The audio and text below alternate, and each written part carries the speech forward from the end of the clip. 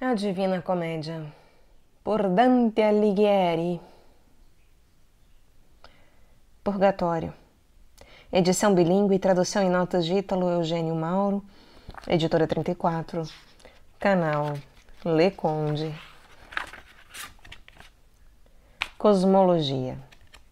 Pela cosmologia dos tempos de Dante, herdada de Aristóteles e Ptolomeu e adaptada pela escolástica às escrituras, a Terra era representada como um globo solto e fixo, imóvel no espaço, contendo terras e mares e envolvido por uma atmosfera própria, isolada do espaço restante.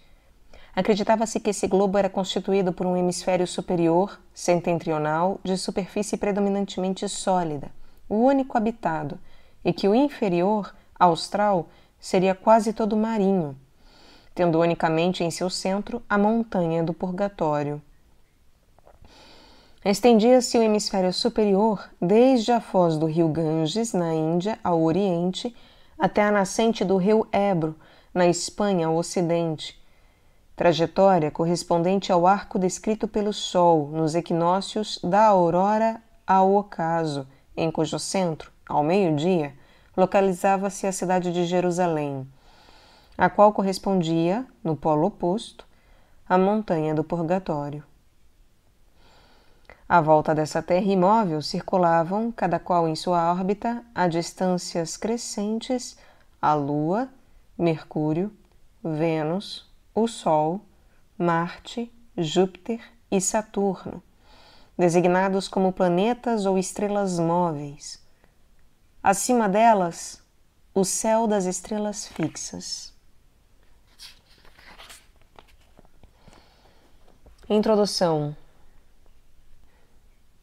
O Purgatório é constituído por uma montanha altíssima que surge do mar no centro do hemisfério austral, contornada por conijas ou terraços, e que vai se afinando até chegar ao plano do paraíso terrestre.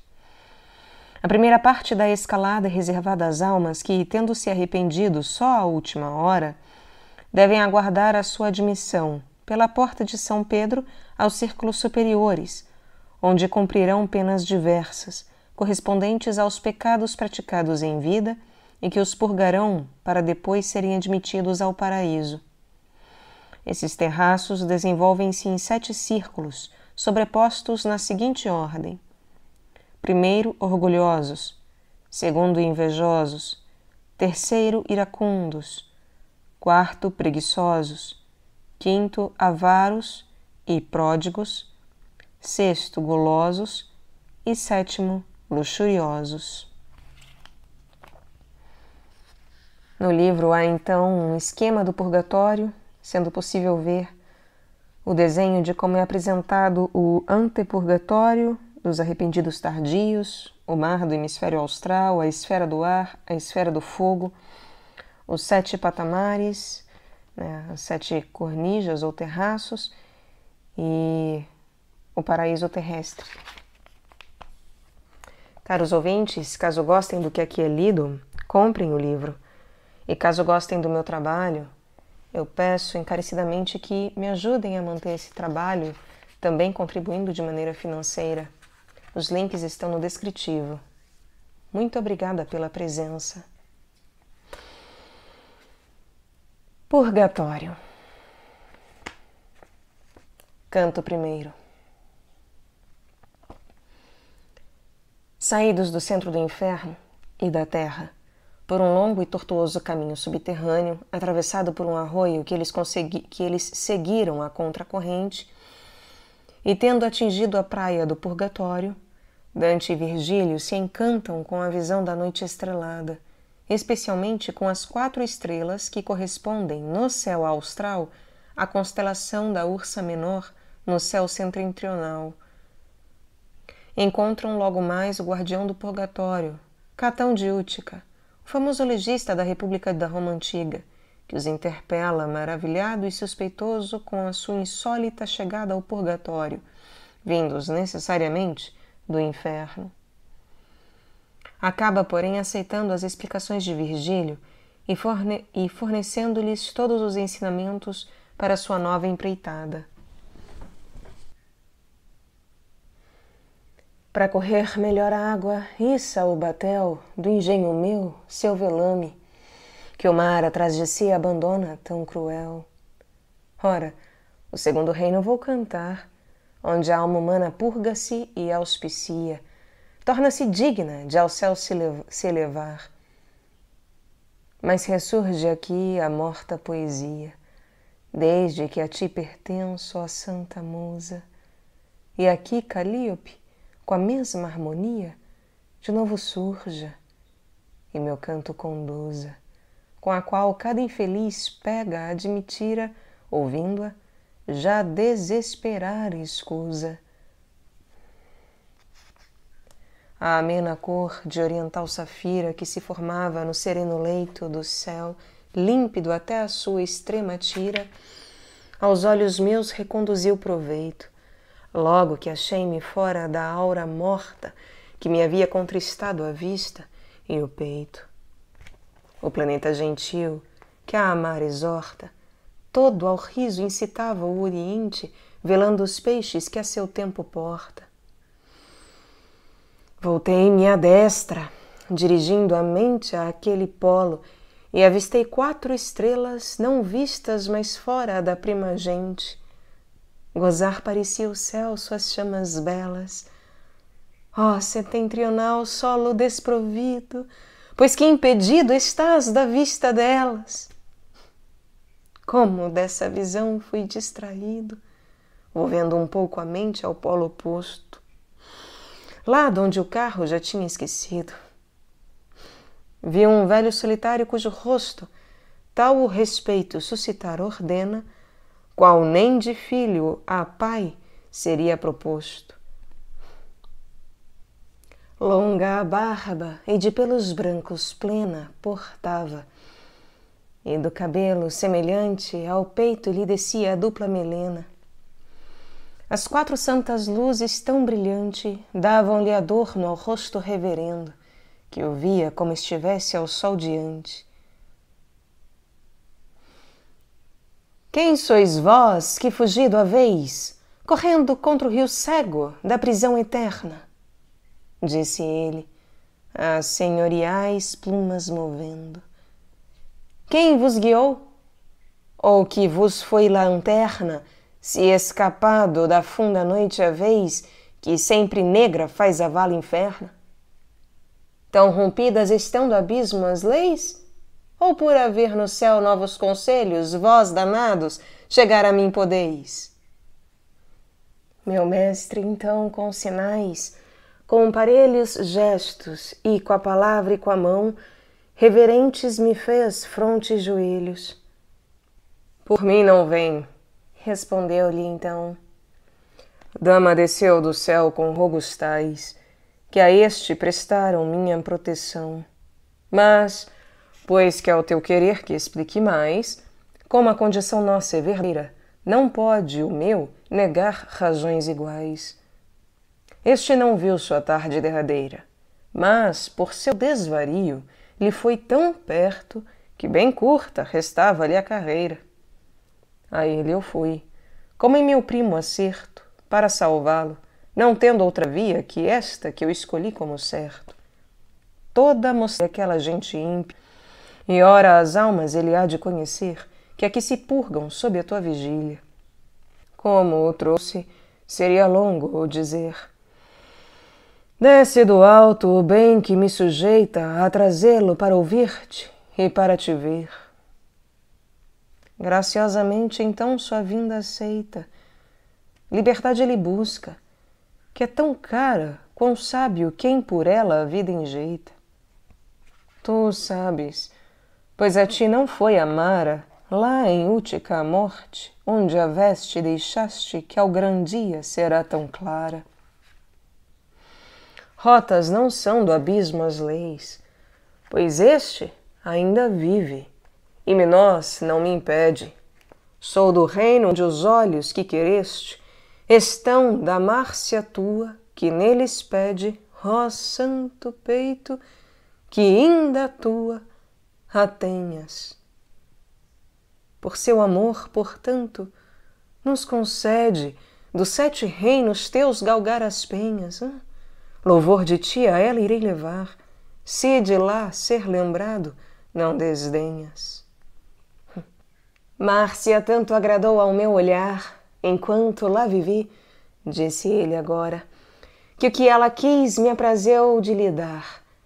Mas, porque além do triste rio ela mora, já não me move, pela lei que vige, desde que alguém de lá trouxe-ma embora.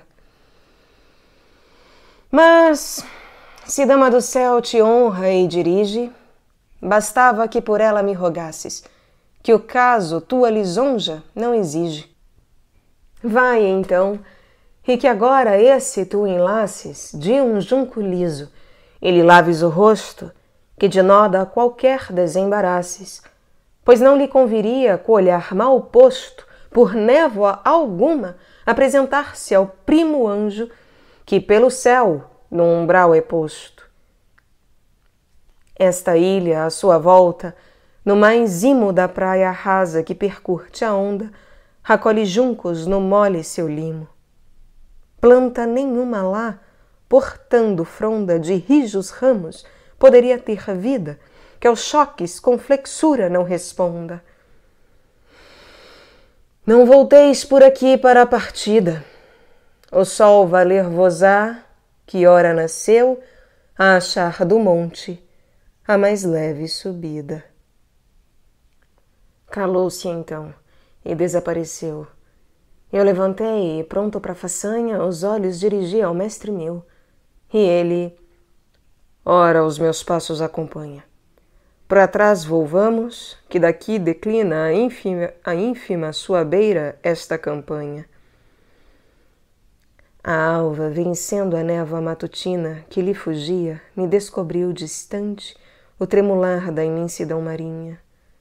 Íamos pelo deserto plano avante, como quem volta para a perdida estrada, que até encontrá-la sente-se vagante. Quando chegamos onde ainda a orvalhada está em luta com o sol e, por um vento fresco sustida, pouco se degrada, sobre o relvado úmido do relento, tendo suavemente ora estendido meu mestre as mãos, eu, pronto ao seu intento, logo estiquei-lhe o meu rosto sofrido, onde ele então deixou-me descoberta aquela cor que o inferno havia escondido. E após, chegados à praia deserta, que nunca as águas suas alguma gente viu singrar, que para a volta fosse esperta, cingiu-me o mestre, o que a alguém fez contente, de humilde junco. E igual ao que escolheu, ó maravilha, outro subitamente, lá donde ele o colhera, renasceu. Canto segundo. Já é dia e Dante, na praia com Virgílio, vê chegar um barco, conduzido por um anjo, que traz um grupo de almas colhidas na foz do rio Tibre, na Itália, destinadas à provação do purgatório para futuro acesso ao paraíso. As almas desembarcam e logo pedem aos dois poetas instruções para a ascensão da montanha, que estes alegam desconhecer, por serem também recém-chegados. Dante reconhece entre elas a do seu amigo músico Casella e pede-lhe que cante algo. Este concorda e escolhe uma canção por ele musicada em Florença sobre versos de Dante contidos em sua obra Convívio. Estão todos se deliciando quando são interrompidos por Catão, que lhes reprova a negligência e a lentidão em se disporem a empreender o duro caminho que deverá levá-los a Deus. Assustados, todos se dispersam pela praia e, com eles, Dante e Virgílio.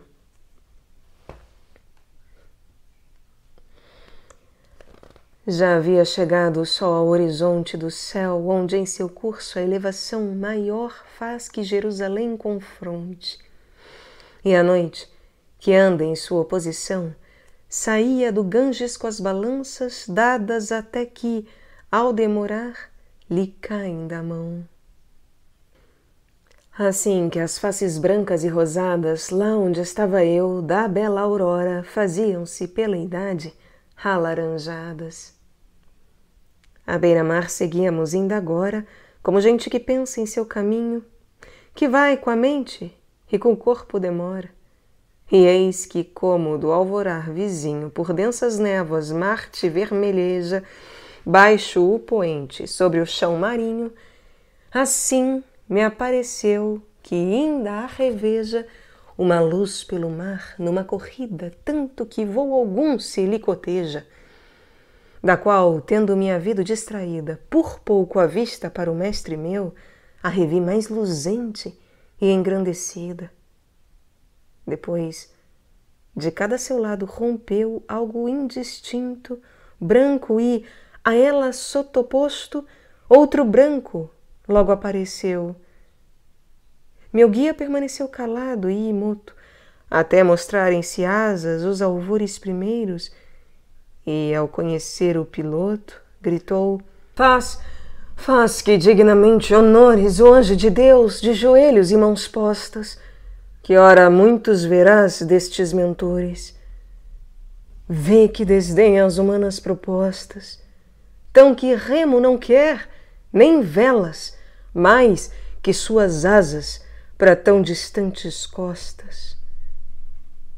Vê como as issa para o céu triunfais, com suas eternas plumas o ar roçando, que não mudam quais pelos de mortais. E depois tão mais clara ia se tornando, ao chegar da divina ave alumeira, que o meu olhar, não mais a sustentando, baixei, e ela arribou à nossa beira, numa barquinha lesta e leve, tanto de pouca água engolir em sua carreira. À polpa estava em pé o piloto santo, que em si mostrava já o resgate inscrito, mais de 100 almas tendo sob seu manto. O salmo In exitu Israel de Egipto cantavam todas juntas a uma voz, com o restante que está nele escrito.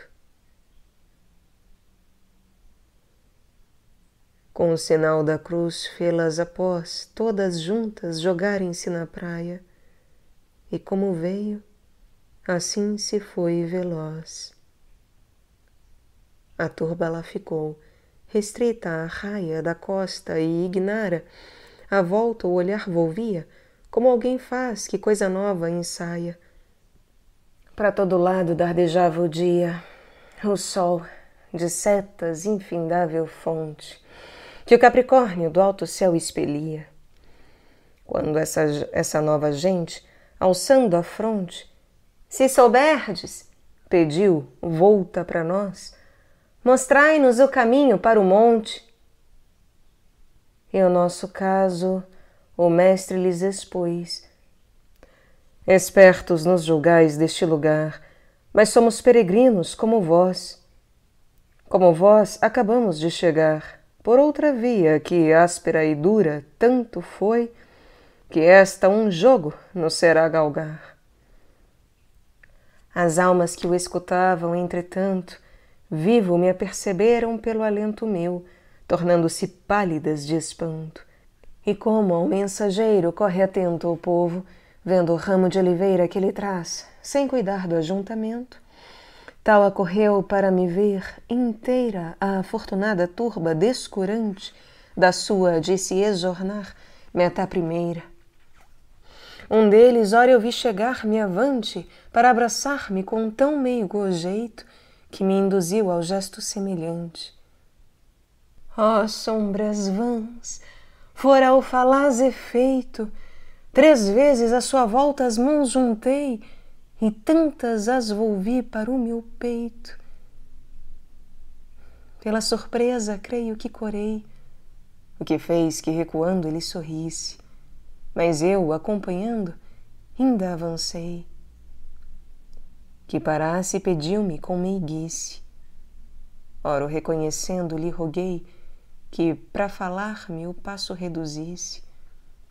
Respondeu ele: assim como te amei no mortal corpo, Te amo, delizento, mas tu, aonde vais, imaginar não sei. Casela meu, para um novo acolhimento, aqui, disse eu, empreendo esta jornada. Mas tu, por que arcas tal retardamento? Por ninguém foi-me injúria praticada, se, por quem leva, quando e quem lhe apraz, vezes a travessia me foi negada. Que de um justo querer o seu se faz, respondeu ele, e ora tem conduzido há 3 meses quem quis em toda a paz. E eu que para a marinha o meu sentido, onde o Tibre se salga então volvia, com mercê foi por ele recolhido. Aquela foz, ora ele as asas guia, pois ali é que sempre se recolhe todo o qual pro Aqueronte não arria. E eu, se ora lei nova não te tolhe memória ou uso do amoroso canto, que acudia meu querer, que ainda ora o escolhe, queiras com ele alentar entretanto minha alma e esta pessoa que de portá-la pra cá se encontra fatigada tanto. Amor que para mim na mente fala, começou ele então tão docemente, que sua doçura dentro ainda me embala. Meu mestre e eu, e toda aquela gente, demonstravam estar tão satisfeitos como se nada mais lhes fosse à mente. Estávamos atentos e sujeitos às suas notas. E o velho venerando gritou: Que é isso, ó espíritos malfeitos? Todos a folga vos acomodando, hã? Ide ao monte despir-vos do cascão, que está à vista de Deus vos ocultando. Como quando a bicar sua erva ou grão, os pombos em seu pasto congregados, descuidosos da usual sua presunção, se algo aparece que os põe assustados, tudo largam de chofre revoando, porque premidos por novos cuidados, assim eu vi aquele novo bando largar o canto e enfrentar a ladeira, qual quem vai sem saber aonde está andando. E a nossa ida não foi menos ligeira. Canto terceiro. Na debandada das almas, ante a reprimenda de Catão, acompanhada pelos poetas, Dante tratou de conservar-se sempre junto de Virgílio. Vendo, porém, apenas a sua própria sombra no chão, tem, por um momento, o pavor de se encontrar abandonado. Virgílio o reconforta e adverte a aceitar sempre com confiança os sinais do poder de Deus. Em seguida, passa a estudar a melhor maneira de iniciar a escalada do monte. Encontram, afinal, um grupo, do qual sai e se apresenta Manfredo, filho e sucessor de Frederico II, rei da Sicília e da Apulia, Puglia, que fora atraído pelo Papa Clemente IV ao oferecer esse reinado a Carlos I de Anjou. Enfrentando o usurpador, Manfredo foi morto na Batalha de Benevento em 1266. Foi sepultado na hora por seus soldados, que, a título de homenagem, formaram sobre seu túmulo uma montanha de pedras, cada uma atirada por um deles. Mas o Papa mandou trasladar seus restos para fora do solo consagrado do reino, em banimento. Isso, contudo, não impediu que a graça divina acolhesse o seu arrependimento de última hora. Ele ainda se encontra no antipurgatório, onde, antes de iniciar a pena que o purgue dos seus pecados, deve esperar 30 vezes o tempo que viveu afastado da lei divina, podendo, porém, esse tempo ser encurtado por orações a Deus que lhe sejam feitas na terra em seu favor. Finalizando, ele pede a Dante que leve esse relato à sua filha Constança. Entre os dispersos pela brusca fuga, todos voltados da vasta campanha para o monte ao qual a razão nos estuga, ao mestre me acheguei, pois, para tamanha tarefa, como iria sem sua guarida? Quem me alçaria ao alto da montanha? Sofria ele agora a nossa descaída. Oh, quão nobre e fiel consciência é essa! Como lhe é a leve falta, acre a ferida. Quando perderam os seus pés à pressa, que em todo gesto a dignidade atenta, minha mente, até então ainda opressa, libertou sua vontade, agora atenta, e para o monte encaminhou o olhar que mais alto do mar para o céu se aventa. O sol, que atrás de mim via chamejar, rompido era, para frente, na figura de seus raios que em mim vinham parar. Para o lado me virei, na conjetura apavorada do abandono, quando vi só na minha frente a terra escura. E o mestre, de que estás desconfiando, começou a dizer, para trás voltado, contigo não me crês, e a ti guiando? Lá já entardece agora, onde enterrado o corpo está com o qual eu fazia sombra em Nápoles de Brindisi levado. Ora, se frente a mim nada se ensombra, que os raios de um não vede dos outros céus, não deve ser o que menos te assombra. Capazes corpos tais, decidiu Deus, de sofrer fogo e gelo e penitência, mas secretos dispôs os modos seus. Louco é quem crê que a nossa inteligência acompanhar possa a infinita via que 3 pessoas abriga numa essência. Restai contentes, gente humana, ao guia, que, se houvesseis podido ver tudo, vão teria sido o parto de Maria. Pois outros tendes visto em vão querer, o que teria saciado a sua ambição, que só lhes resta para a eterna doer. De Aristóteles falo, e de Platão, e de outros mais. Aí baixou a fronte e mais não disse, em funda turbação. Ao chegarmos agora ao pé do monte, nos defrontamos com a rocha escarpada, indene ao entender que mais se apronte. Pareceria perto dele uma escada cômoda, o passo que dos montes cai, entre lérice e túrbia em derrocada. Ora, quem sabe para que mão descaia a encosta, dizia o mestre meu estancando, que subir possa quem sem asas vai. E enquanto de olhos baixos, estudando o modo do caminho, ele ia na mente, eu, que mirava ao alto a costa, um bando ao longe vi-me aparecer de gente que em nossa direção moviam os pés, nem parecia, por ser tão lentamente.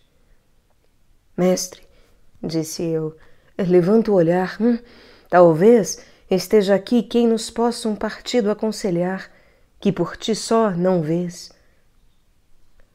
Olhou ele então e, com ar decidido, vamos para lá, que eles vêm devagar, disse, e confirma a fé, filho querido.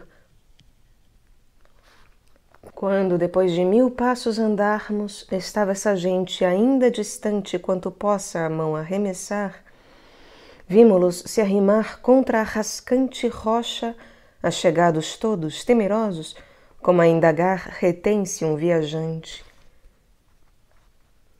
Oh, já salvo os espíritos ditosos, disse Virgílio, por aquela paz de que vós todos sois esperançosos.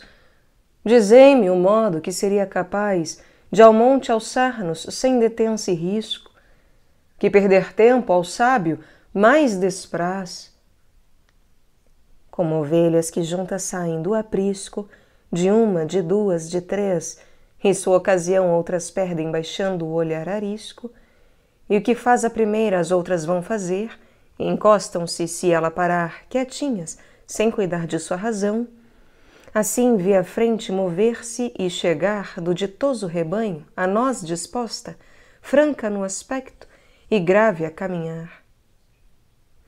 Quando os primeiros viram no chão posta uma sombra que desde o destro lado do meu corpo estendia-se até a encosta, parou, após ter algo recuado, e o mesmo pelo resto do partido foi, sem saber porquê, acompanhado. Eu vos atesto, sem vosso pedido, que humano corpo este é. Por ele vede como o lume do sol é interrompido. Não vos maravilheis, mas ele crede sem um poder que é do céu proveniente, não tentaria vencer esta parede. Assim o mestre e aquela digna gente, vinde, dizia, conosco a proceder. Com as mãos havia indicando conveniente. E a mim um deles começou, quem quer que sejas, pede a mente se ocorrido contigo foi talvez de lá me ver. Nele voltei o meu olhar detido. Louro era, e belo e de garboso jeito, mas um seu cílio um talho havia fendido. Ao ter-me o simples desmentido aceito de o ter visto jamais, olha, falou e mostrou-me uma chaga alta no peito, e depois a sorrir, Manfredo eu sou, o neto de Constância Imperatriz. Para a tua volta, ora a missão te dou, de a minha bela filha, genetriz daqui Sicília e que Aragão coroa, a verdade contar, se outra se diz. Quando acabada foi minha pessoa, por 2 mortais feridas me rendi, chorando, a quem de bom grado perdoa. Certo, grandes pecados cometi, mas da excelsa mercê o piedoso braço sempre recolhe o arrependido a si. Se o pastor de Cosença, que ao rechaço meu clemente indicara, traiçoeiro, tivesse em Deus melhor lido esse passo, cada osso do meu corpo estaria inteiro, ainda ao pé da ponte em Benevento, sob a guarda de um cúmulo altaneiro. Agora a chuva os banha e move o vento, fora do reino, à beira do Rio Verde, aonde ele os transladou em banimento. Nem por tal maldição tanto se perde que a eterna compaixão negada esteja enquanto ainda restar um fio de verde. Certo é que quem morrer da Santa Igreja em contumácia e só ao fim penitente há de aguardar nesta encosta o que almeja 30 vezes o tempo que intemente em vida transcorreu, salvo o prescrito por boa prece encurtar, que o complemente. Vê como podes contentar meu fito de revelar a minha boa constança, como me viste e qual é esse interdito, que aqui pelos de lá muito se avança.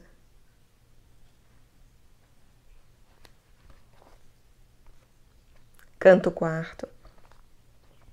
Já com o sol alto, os poetas destacam-se daquele grupo e iniciam a áspera subida do monte. Parando um pouco para descansar, Virgílio explica a Dante por que no hemisfério austral, onde estão, eles recebem o sol nascente pela esquerda, e acrescenta que o esforço necessário para subir esse monte torna-se sempre menor quanto mais se avança. É ouvido por um dos espíritos culpados de preguiça que, com entonação de mofa, diz alto: talvez antes disso terás de te sentar. Dante dirige-se a ele, que continua com mais pilhérias, reconhece-o e lhe pergunta por que, uma vez que está salvo, não empreende logo a subida. Belacqua explica que os culpados de preguiça devem ali esperar, para o início do cumprimento de sua pena, um tempo igual ao que viveram na preguiça. Mas Virgílio o chama para reiniciarem a escalada. Quando, seja por júbilo ou pesar, que faculdade nossa experimente nela nossa alma inteira se empenhar, vemos que outra nenhuma ela consente. E isso refuta o engano de quem crê que uma alma sobre a outra em nós se avente. Portanto, quando se ouve algo ou se vê que tenha forte a si a alma voltada, o tempo passa sem lhe darmos fé, porque uma é a faculdade a ele aplicada e outra é a que nos toma a alma inteira. Aquela é solta e esta lhe é ligada. Disso tive experiência verdadeira, escutando aquela alma e me admirando, pois bem 50 graus de sua carreira subira ao sol sem que o advertisse, quando eis que o séquito estaca e para nós berra de uma só voz: é aqui o vosso mando. Mais larga é a brecha que por vezes cerra com um só forcado de galhos de espinho, quando a sua uva cora o homem da terra, que esse que íamos tomar árduo o caminho. Assim que a nossa escolta a Deus nos desce, meu mestre à frente e eu atrás, sozinho. Vai-se a São Leo e até Nole se desce, e sobe-se Mismantova até o cume com os pés, mas aqui de asas se carece. De asas digo e sutis plumas que assume o meu desejo, seguindo o meu guia que me dava esperança e fazia lume. Subíamos por entre a penedia, premidos entre os dois muros extremos, e pés e mãos embaixo o chão pedia. Quando alçamos nos cimos supremos da penedia um plano descoberto, mestre meu, perguntei, que via faremos? E ele, não tentes outro rumo incerto, mas segue-me, e do monte mais conquista até encontrarmos algum guia esperto. Alto era o cume, de vencer-me a vista, e a encosta íngreme mais que de um quadrante a meia arcada de seu centro vista. Tão fatigado estava que, implorante, doce Pai, pedi, volta-te e mira que eu fico só se tu fores avante. Filho, até lá, me respondeu, te estira, indicando-me acima um patamar que esta face do monte toda gira. Tanto serviu seu dito a me incitar, que de rastos me pus até o inclemente alvo atrás dele com meus pés pisar. Sentamo-nos voltados para o oriente, de onde subindo tínhamos chegado, que olhar para a via já andada anima a gente. Voltei primeiro abaixo o olhar cansado, depois ao sol o alcei, pasmando então, por ele, pela esquerda, ser banhado. Vendo o poeta minha confusão, pelo carro da luz ter percebido que entre nós avançava e o Aquilão, se com Castor e Pólux concorrido, disse, estivesse agora aquele espelho que tem lá e cá seu lume conduzido, tu verias o zodíaco mais vermelho e mais perto da ursa ainda rodar, desde que fiel ao seu caminho velho. Como isso seja, para o poder pensar bem concentrado, imagina este monte junto a Sion sobre a terra pousar, tal que ambos tenham um só horizonte e hemisférios distintos, pela estrada que mal lhe coube, malogrou faetonte. Te mostrará que uma mesma jornada é percorrida numa e noutra face, se tua mente estivesse bem aguçada.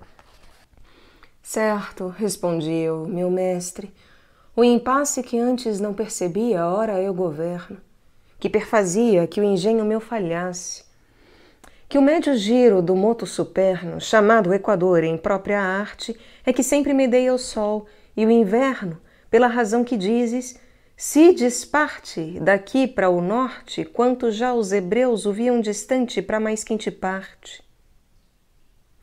Mas deixa-me indagar dos lumes teus, quanto galgar nos falta para o final, que nem podem lográ-lo os olhos meus. e ele a mim. Esta montanha é tal que sempre ao encetá-la embaixo é grave, mas ao subi-la mais, menos faz mal. Por isso, quando já te for suave galgá-la tanto assim como é ligeiro acompanhar a corrente uma nave, terás chegado ao fim deste carreiro, para então desta lida repousar. Mas não digo, e o que disse é verdadeiro. Estavam suas palavras ainda no ar, e junto a nós soou outra voz. Talvez, antes disso terás de te sentar.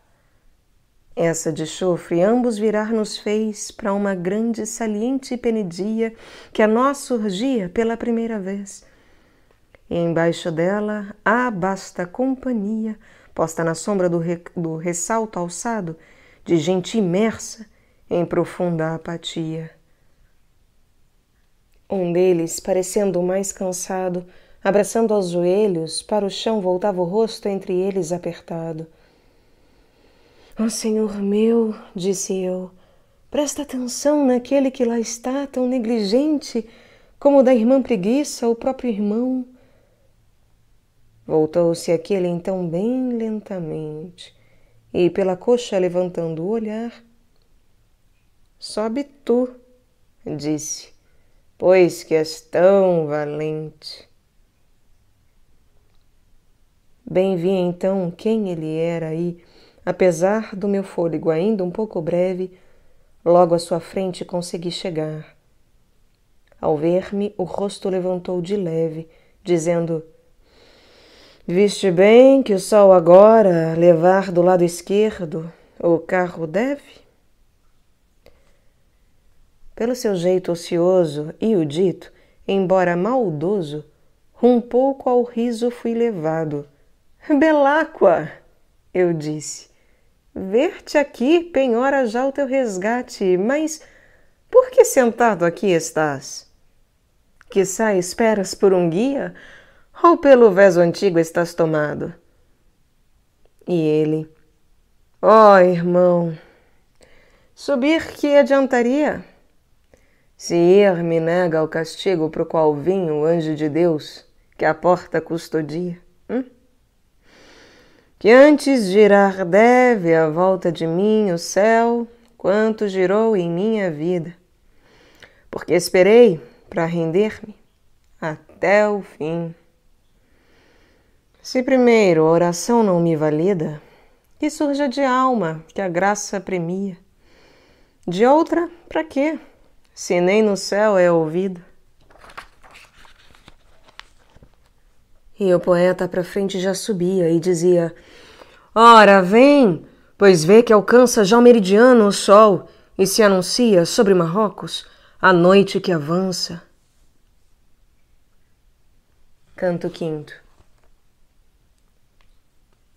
No segundo terraço do antipurgatório, onde estão reunidos os espíritos dos que, embora vítimas de morte violenta, tiveram tempo de se arrepender, os poetas encontram um grupo de espíritos que, percebendo que Dante está vivo, pedem-lhe que pare e os ouça. O primeiro é Jacopo del Cassero, chefe de uma importante família guelfa de Fano e que, chamado por Matteo Visconti para assumir o cargo de Supremo Magistrado de Milão, embora evitasse atravessar os territórios de Aso VIII, seu inimigo, foi perseguido e morto por seus sicários. O segundo é Buoconte, de Montefeltro, Buoconte da Montefeltro, chefe dos gibelinos de Arezzo, que em 1289 foi morto na Batalha de Campaldino, da qual Dante participara, contra os guelfos de Florença. Dante lhe pergunta por que seu corpo nunca foi encontrado. Ele lhe descreve a famosa disputa entre o anjo do céu e o do inferno pela posse de sua alma. Este, perdendo-lhe a alma, vinga-se sobre o seu corpo. Desencadeia uma tempestade que o arrasta até ao fundo do rio Arno, onde ficou recoberto pelos escombros da enxurrada, desmanchando a cruz que Buoconte fizera de seus braços ao invocar o nome de Maria.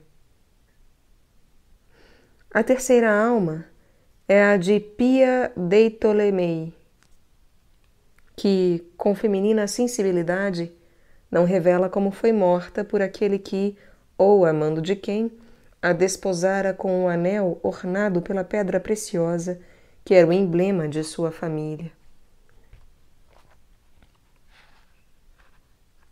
Já ia daquelas sombras me afastando e acompanhava os passos do meu guia, quando entre elas, um dedo me apontando, uma gritou: "Vê que não alumia à esquerda o sol daquele, o acompanhante, que é como o vivo, que se evidencia."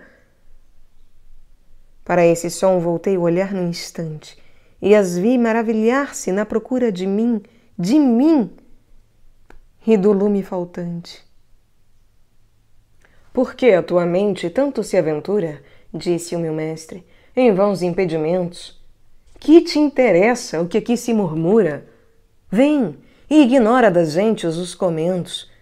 Sê como torre que nunca estremece seu firme cimo por soprar de ventos. Pois sempre aquele a quem intento cresce, sobre intento, de si afasta-se o fito, que a força de um a do outro enfraquece." Mas que "já vou", que poderia ter dito? E o disse da tal cor bastante asperso que às vezes de perdão faz digno o aflito. Agora pela encosta de transverso vinham gentes para nós, acima um pouco, cantando miserere verso a verso. Ao verem que, qual sólido, tão pouco deixava lume o corpo meu passar, mudou seu canto num longo e rouco. E duas correndo vieram nos portar a mensagem que se lhes cometera: "Queirais o vosso estado declarar." E o mestre: "A companhia que vos espera podeis voltar para lhes referir que o corpo deste aqui é carne vera. Se ao ver sua sombra no meu presumir os confundiu, já está seu caso exposto, hein? E honrá-lo poderá bem lhes convir." Nunca vira tão célere a sol posto ignil vapor sulcar o céu palente, ou a sol poente suas nuvens de agosto, como aquelas subiram prontamente, e com as outras voltaram, como bruta tropa que avança sem embargo à frente. Essa gente que acorre em grande disputa, toda vem te rogar, disse o meu guia. Portanto vai e caminhando escuta. Alma que vais para a tua alegria, com os vivos membros com os quais nasceste, diziam, ora o teu passo um pouco arria. Vê se de nós alguns já conheceste, de quem notícias levarias a porto. Ah, por que vais, e ansejo não nos deste? Cada um de nós foi por violência morto, e pecador até a última hora, quando a graça de Deus nos deu conforto, para, contritos e excusantes, fora irmos da vida, nele apaziguados, que o anseio de o encontrar só nos assora.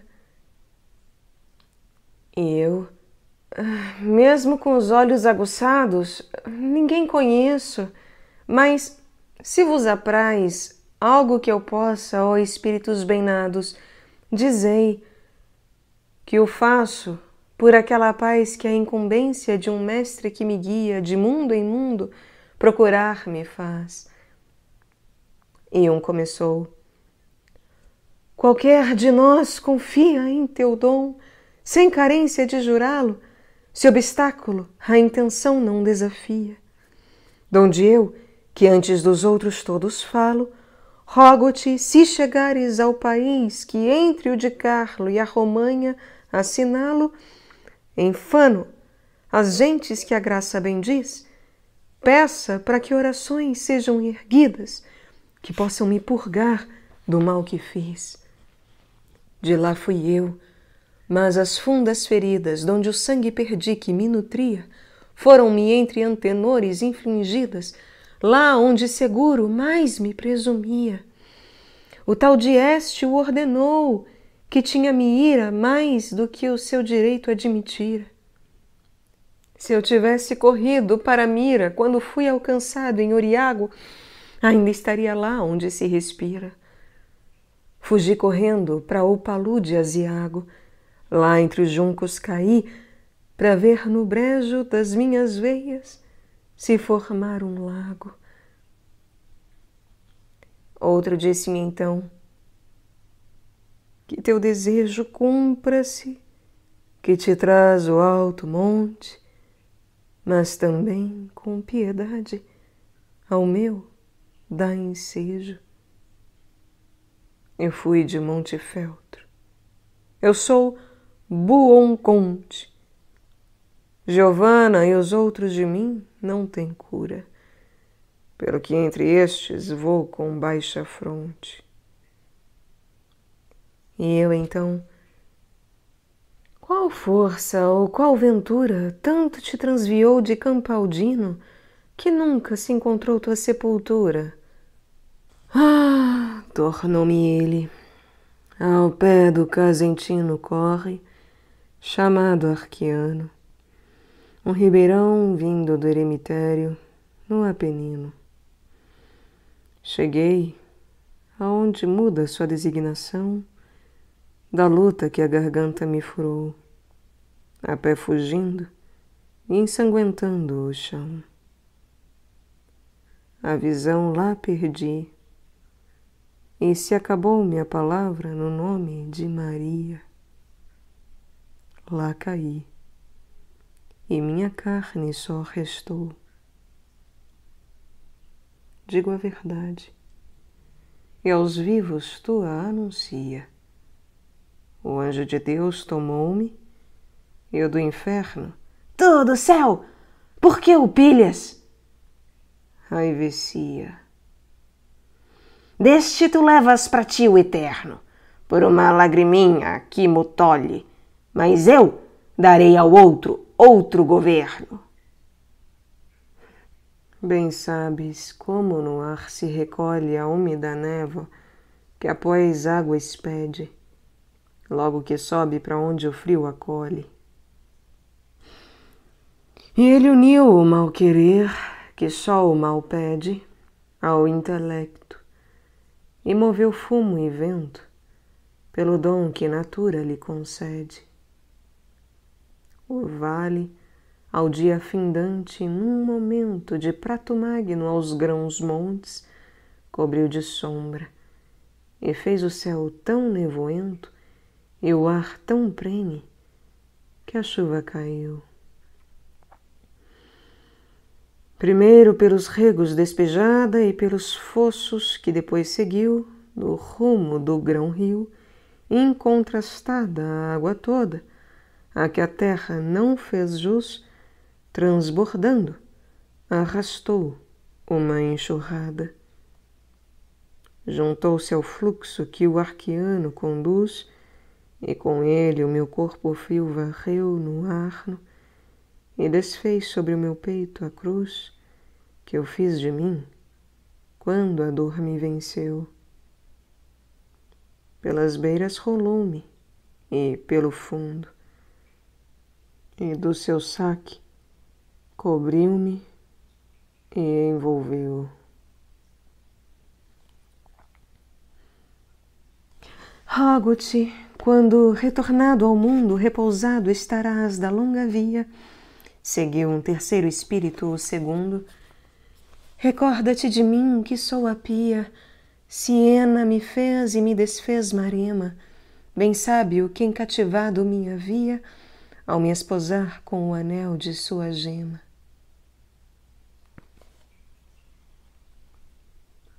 Canto sexto. Dante ainda requisitado pelos que sofreram morte violenta, e Virgílio roga-lhe que se livre deles, para reempreenderem seu caminho. Prosseguindo, encontram a alma solitária e desdenhosa de Sordello, que, ao reconhecer em Virgílio um mantuano como ele, enche-se de patriotismo, o que desperta em Dante uma invectiva contra a política dos imperadores e as rixas entre as facções italianas, principalmente as florentinas.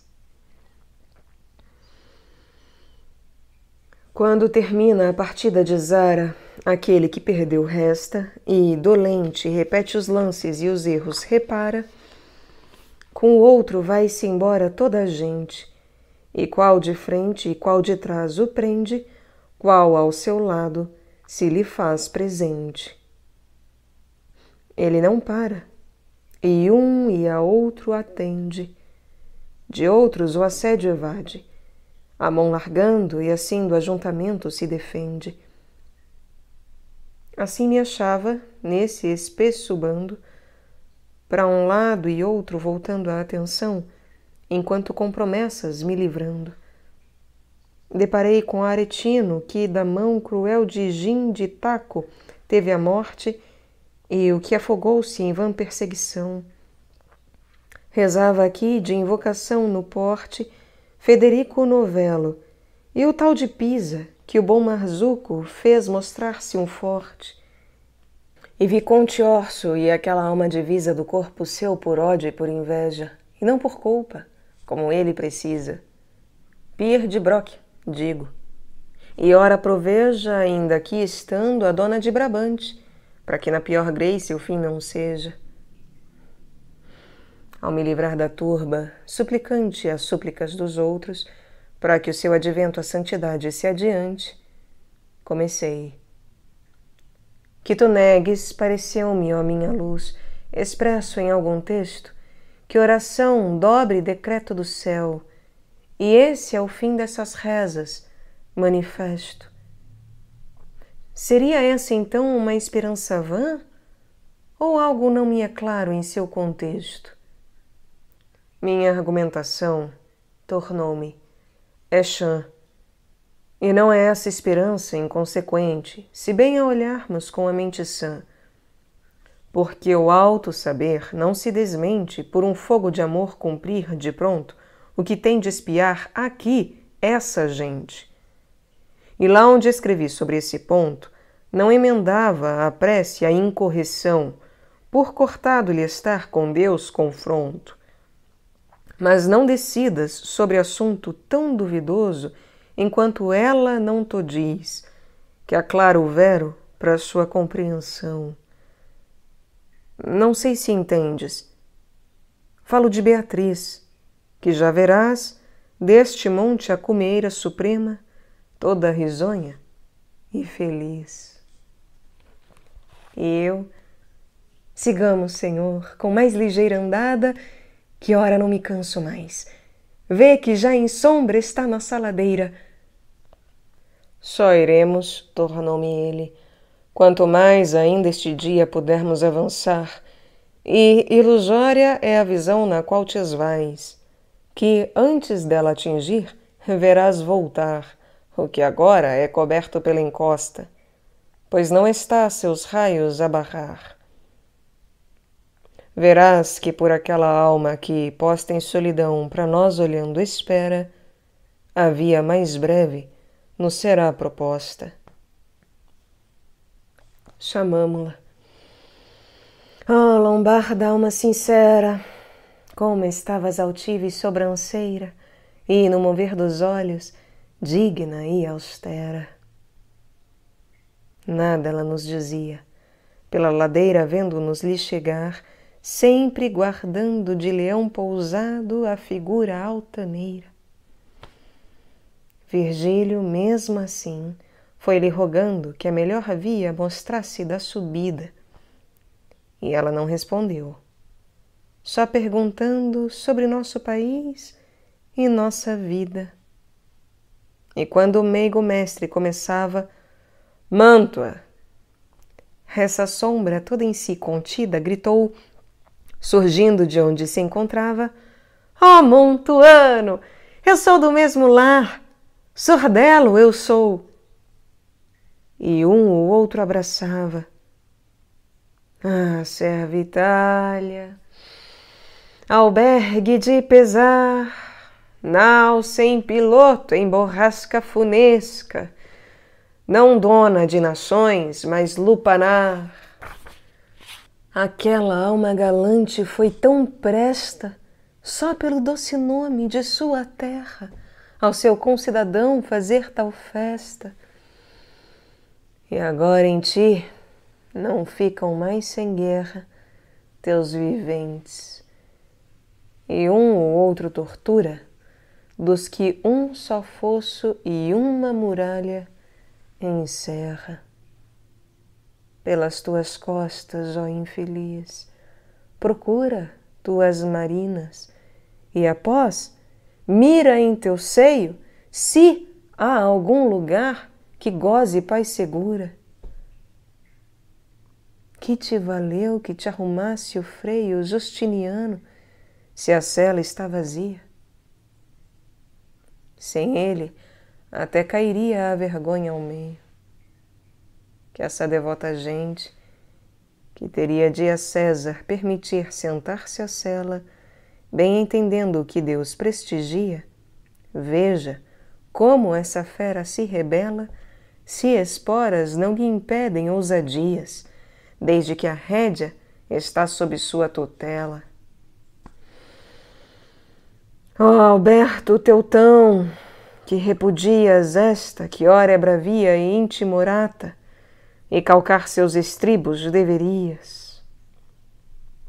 Justo juízo dos astros se abata sobre o teu sangue, e que seja entendido tua sucessão, tornando-te morata, pois que, como teu pai, tens permitido, ávido de outras terras dominar, que do império o jardim seja esquecido. Montecchi e Capelletti vens achar, Monaldi e Filipeschi, ó descuidado, vencidos uns e outros a suspeitar. Vem, ó cruel, para ver o triste estado de teus nobres e sua aflição minora. Santa Fiore virás, como é cuidado. Vem para ver a tua Roma, que chora, viúva e só, e dia e noite chama: ó César meu, por que tanta demora? Vem ver aqui como a gente se ama. E, se de nós piedade não te move, vem para te envergonhares de tua fama.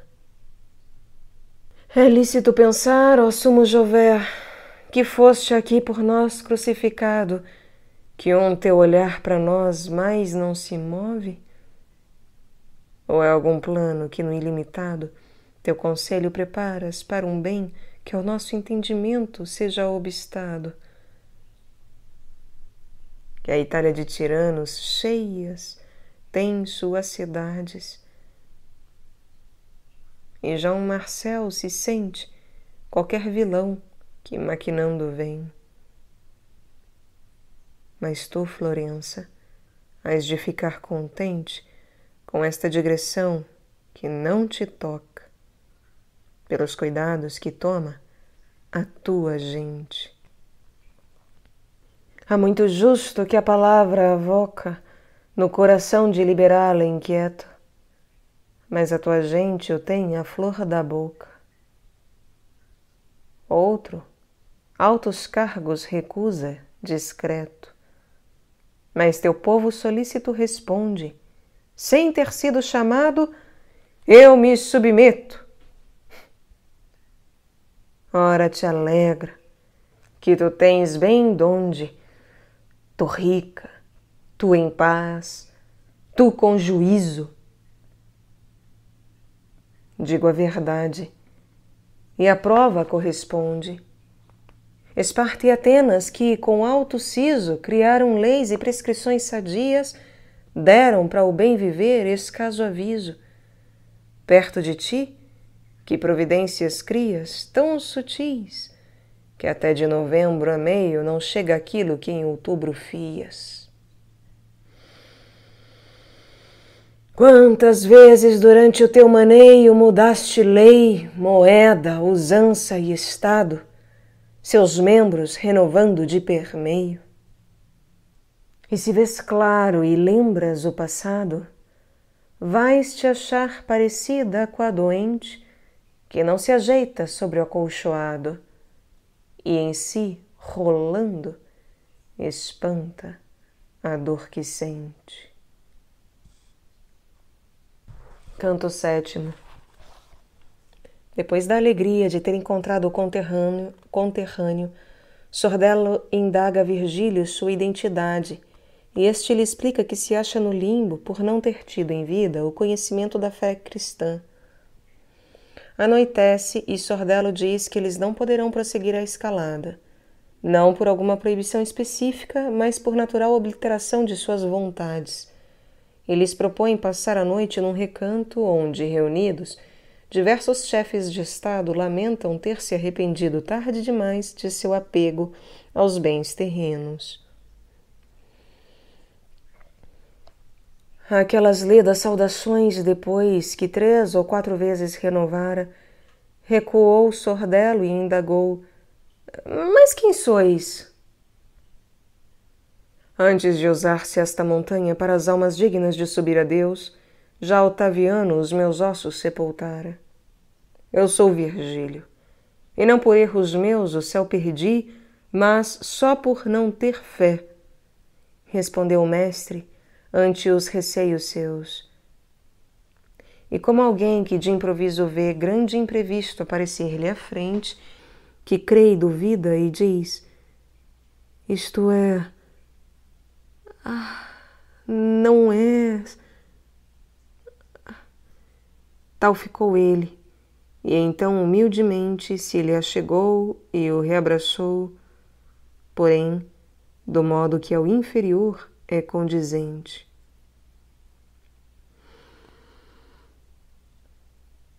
Ó glória dos latinos, só por quem foi mostrado o valor da língua nossa, disse, e honra para o chão que é meu também, qual mérito ou qual graça faz que eu possa te conhecer, se teu favor eu tenho?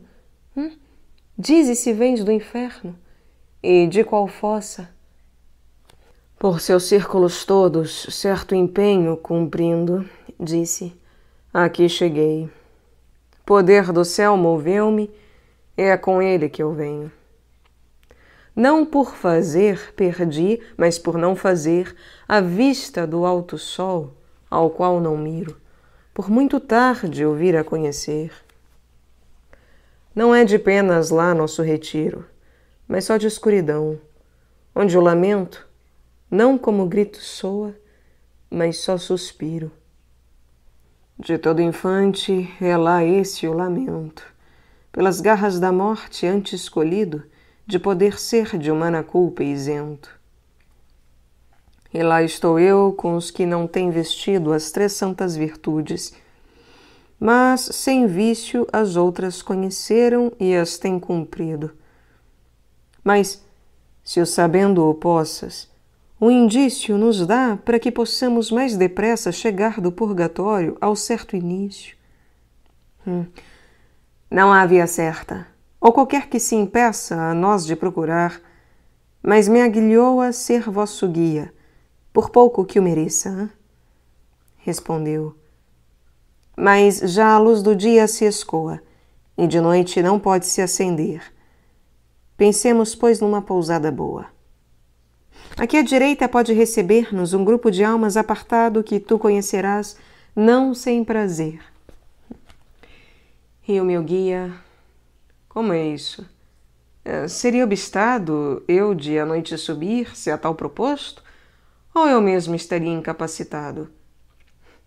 E Sordello, ao traçar um risco a gosto no chão com o dedo, disse: Tu jamais passarias desta linha após ao posto. E não porque te impedisse algo mais que o noturno negror. Por não poder, é que a própria vontade, então, tu traz.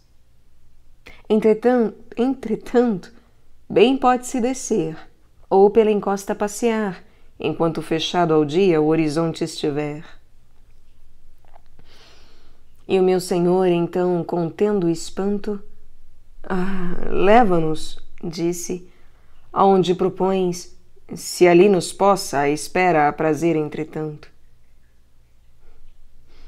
Após certo percurso, percebi uma cova no monte, como as vemos formando vales nos montes daqui. Lá, aquela sombra disse, nós iremos onde esta encosta faz de si regaço, e o novo dia então aguardaremos. O caminho, tortuoso e duro ao passo, chegava à extremidade da valada em que o pendor da beira é mais escasso. Prata, ouro fino, luzidia ramada, pérola, anil ou sereno fulgor, fresca esmeralda recém-lapidada, seriam todos vencidos em sua cor pelas que lá exibia um jardim florido, qual vencido é o menor por seu maior. Não só havia a natureza colorido, mas da suave fusão de 1000 odores outro criara, novo e indefinido. Salve Regina, sobre o verde e as flores, sentando, estavam almas a cantar, de fora ocultas para os viajores. Antes de o pouco sol ir se aninhar, começou o mantuano, se dispostos estais no meio destes a ristar, melhor, desta beirada, atos e rostos conhecereis de cada um, em troca de lá embaixo ficar entre eles postos. O que mais alto senta, e tarde evoca ter descuidado o que devia ter feito, e que ao canto geral não move a boca, é o imperador Rodolfo, que desfeito podia ter o que fez a Itália morta, tão que tarde é por outro o encargo aceito. O que ao seu lado mostra que o conforta, regeu a terra cuja água manante o molta ao Elba e o Elba ao mar transporta.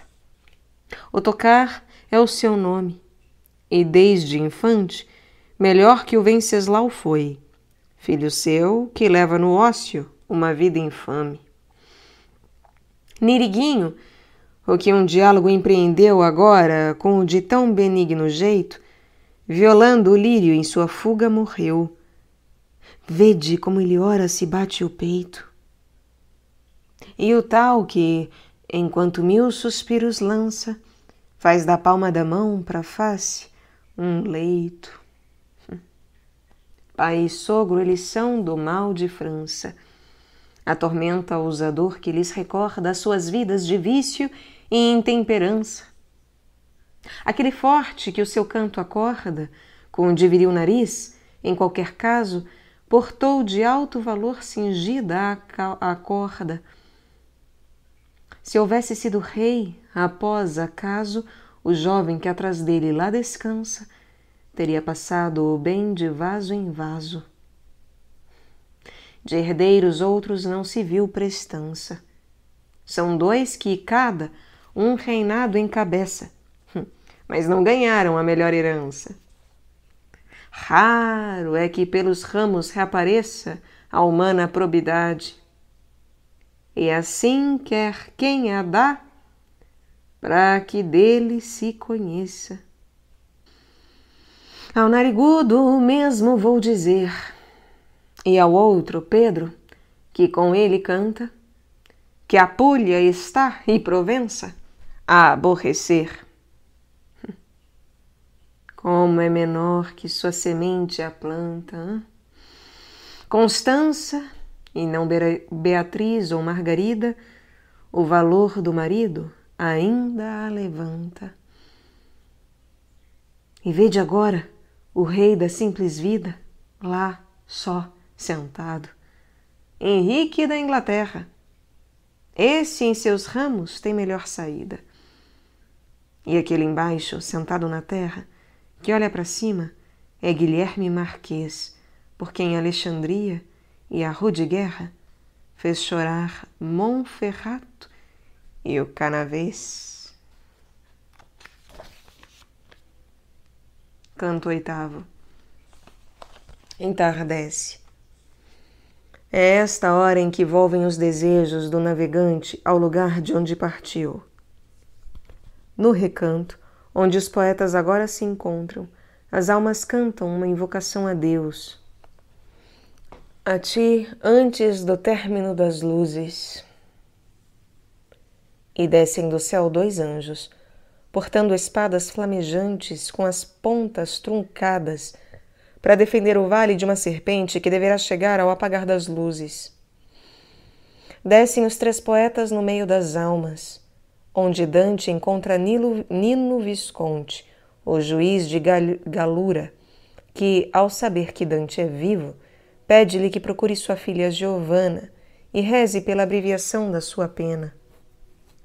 Dante desperta a atenção de Corrado Malaspina, que lhe pergunta se conhece a sua família e a região que ela habita.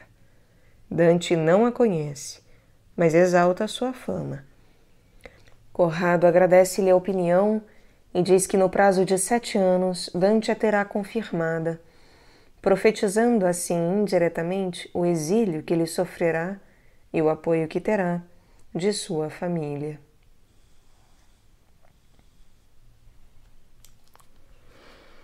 Era já a hora que volve o querer do navegante e induz-lhe o coração o dia da despedida a reviver. E o novel peregrino de emoção punge se um sino ouve chorar do dia que morre ao longe o último clarão. Quando a minha atenção se desprendia do ouvido, alma a olhar que, levantada em pé, nossa atenção com a mão pedia. Ela ergueu as mãos juntas, a mirada dirigindo em silêncio para o oriente, como a dizer a Deus: peço mais nada. Te lucisante. Tão devotamente ele saiu da boca e com tão doces notas que fez-me o próprio eu sumir da mente. E outras então, brandamente devotas, a acompanharam pelo hino inteiro, erguendo o olhar para as alturas imortas.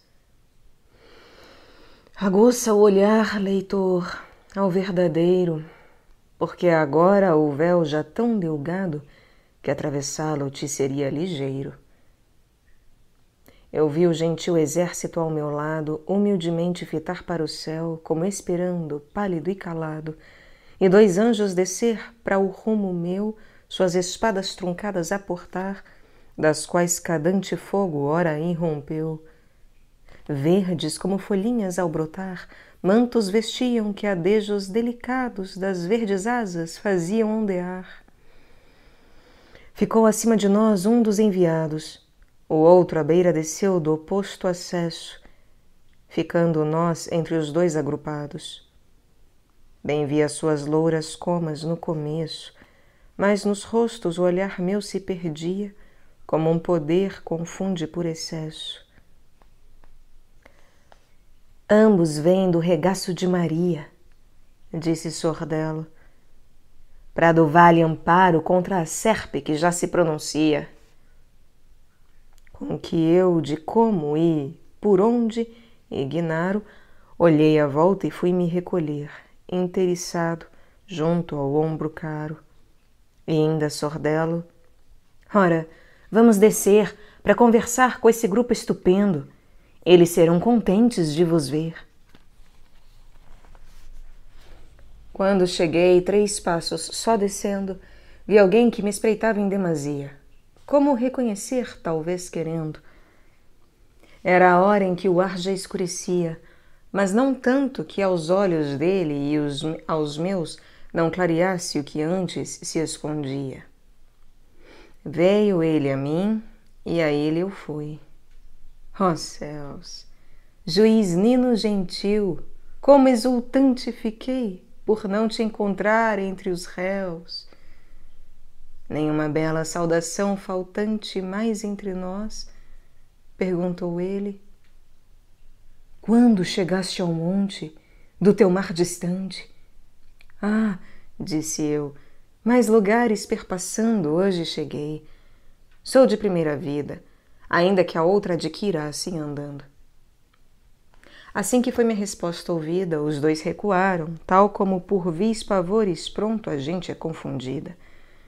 Sordello ao mestre, e a alguém voltou-se o juiz, que estava lá gritando: Vem, Conrado!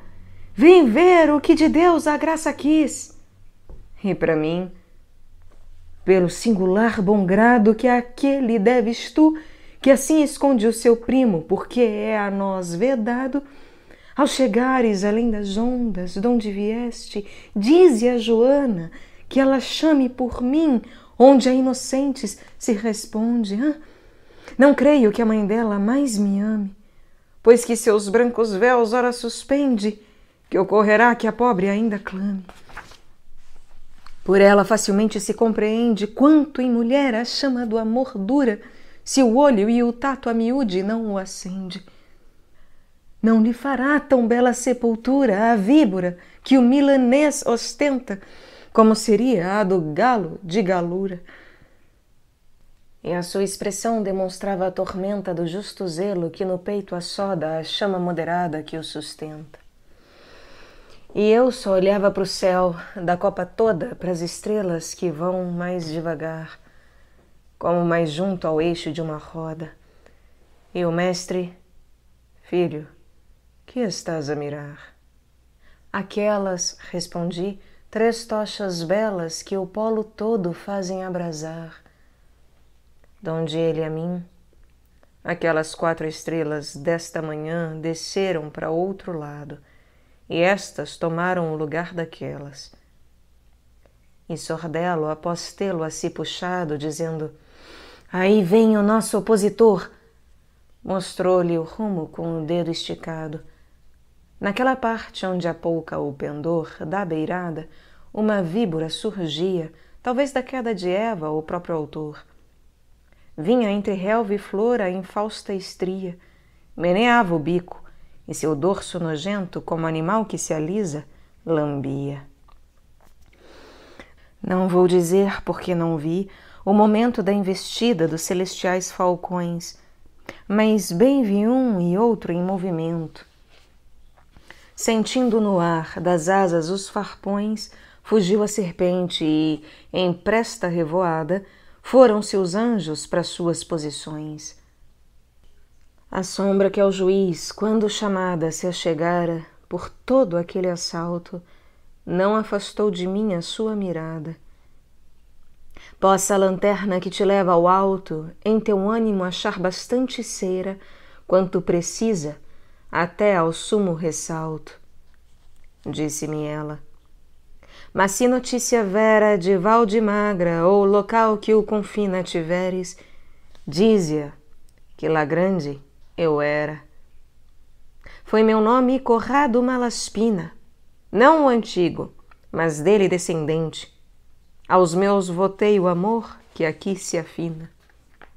Ah, exclamei, entre vós infelizmente nunca fui, mas na Europa, onde acontece que de vós já não saiba toda a gente?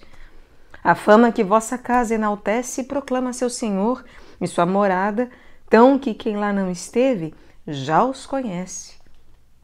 E eu vos juro por minha assomada que a vossa gente ainda prestigia o apreço pela bolsa e pela espada.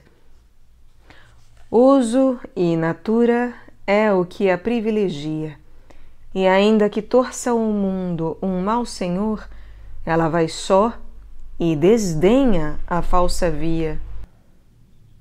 E ele, ora vai, que o sol não vai depor 7 vezes no leito que o carneiro com as 4 patas pisa o seu fulgor, que já esse teu conceito lisonjeiro terás pregado em meio da cabeça, com pregos mais que os do aplauso estrangeiro, tão que o curso do juízo prevaleça. Canto 9. Dante, que a noite adormecera, sonha que uma águia de ouro o apanhara, levando-o à esfera do fogo. Acordando, encontra-se diante da porta do purgatório com Virgílio, que lhe diz que foi Luzia quem o transportou durante o sono. Este repete o mesmo ao anjo porteiro, que os convida a galgar os 3 degraus, ao topo dos quais está sentado, e, após gravar com sua espada na testa de Dante 7 P's, os 7 pecados capitais, dos quais ele deverá se lavar nas 7 cornijas do purgatório, abre-lhes a porta com uma chave de prata e outra de ouro.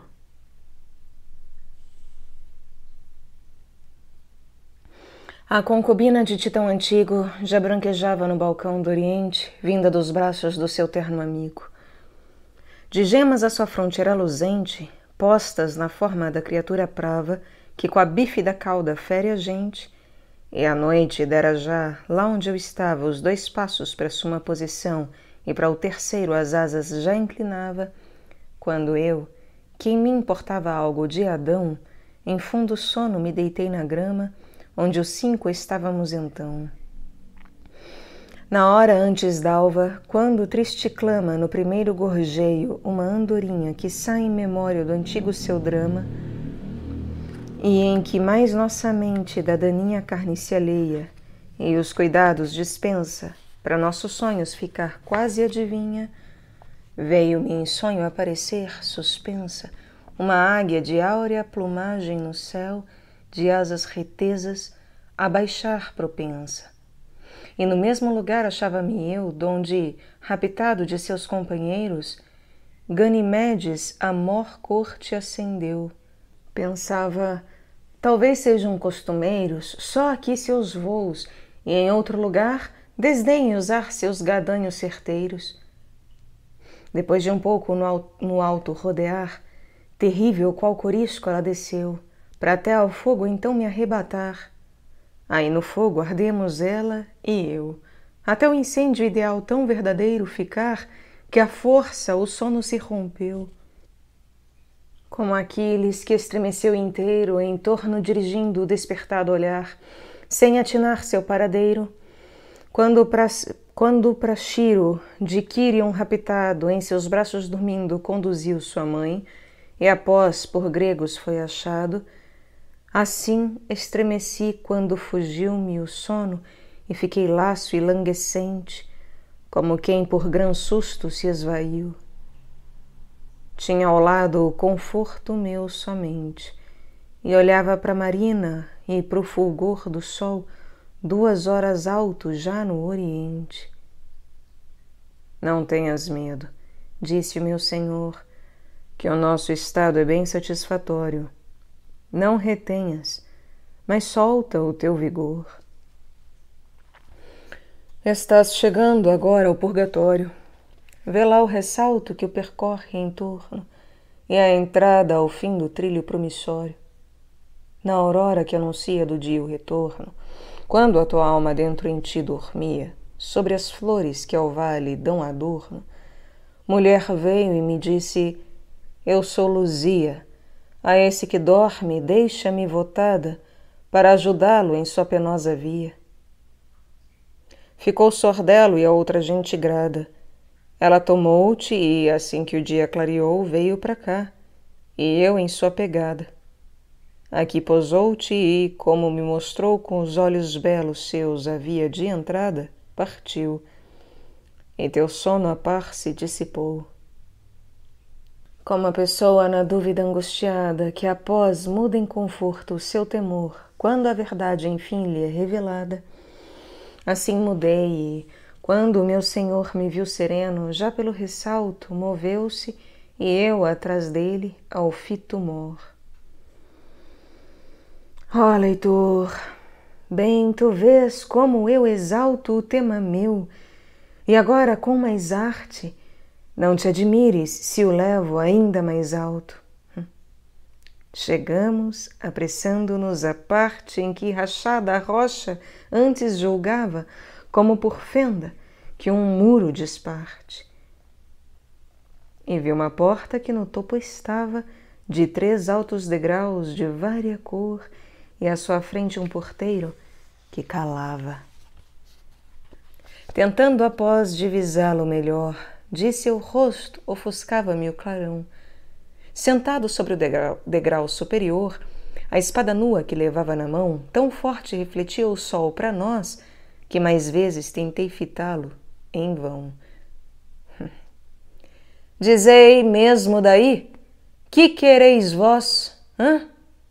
Começou então: Vossa escolta, onde está? Cuidai que o passo não vos dane após. Mulher do céu, que disso certo está, meu senhor respondeu. A breve instante nos disse: aí é a porta, ide para lá. E que ela os vossos passos bem adiante, continuou logo esse cortês porteiro, para os degraus nossos, vinde então avante. Seguimos. Branco era o degrau primeiro, de mármore tão límpido que fez o rosto me espelhar qual verdadeiro. Era o segundo, escuro mais que pez, de pedra áspera e seca, apresentando fissuras de comprido e de través. O terceiro, grão peso aparentando, deveria ser de pórfiro, flamante qual sangue vivo de veia jorrando. Pousava os pés nesse último o radiante anjo de Deus, sentado na soleira, que parecia uma pedra de diamante. Levou-me aos 3 degraus com boa maneira o mestre e disse: pede-lhe com jeito humilde que soltar o fecho queira. Devotamente o seu conselho aceito, pedi misericórdia e que me abrisse após 3 vezes me bater o peito. Na testa, 7 pés, sem que o sentisse, com a espada me inscreveu e: que ora laves, quando aqui entrares, estas chagas, disse. De árida terra que mais fundo caves, era em sua roupa a única cor presente. Debaixo dela, ele tirou 2 chaves, uma de prata e outra de ouro luzente. Primeiro a branca, e após a de ouro feita, aplicou à porta, o que me fez contente. Quando qualquer destas chaves rejeita seu giro completar na fechadura, disse, não se abrirá esta porta estreita. Uma é preciosa mais, mas a outra apura mais arte e engenho para que descerre, porque é esta a que o nó solta ou segura. Tenho a de Pedro, que advertiu-me que erre mais por abri-la que a manter fechada, sempre para aquele que a meus pés se aterre. E abriu o batente da porta sagrada, dizendo, entrai, mas volta, eu vos previno, aquele que para trás der uma olhada. E quando então girar ouvi em seu pino do sagrado portal cada charneira, que é de sonante metal genuíno, creio que não rangeu de tal maneira Tarpeia, quando foi-lhe expulso o bom metelo para torná-la mais ligeira. Quedei-me atento para um doce som, Te Deum laudamus. Nele pareceu-me ouvir mesclado de uma voz o tom.